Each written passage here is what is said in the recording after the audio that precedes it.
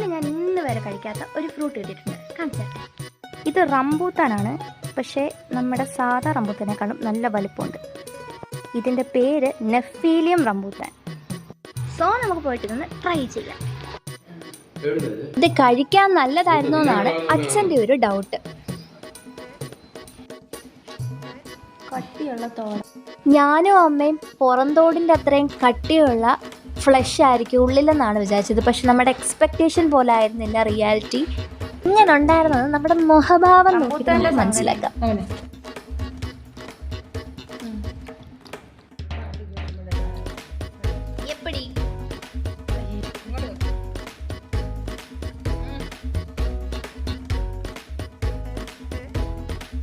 ഇതിൻ്റെ ഒരു കമ്പാരിസൺ നമ്മുടെ നാടൻ റംബൂട്ടാനുമായിട്ട് പറയുവാണെങ്കിൽ ഇതിൻ്റെ പുറന്തോട് നല്ല കട്ടിയുണ്ടായിരുന്നു. പിന്നെ സൈസിലാണെങ്കിലും വലിപ്പം കൂടുതൽ ഈ റംബൂട്ടാന.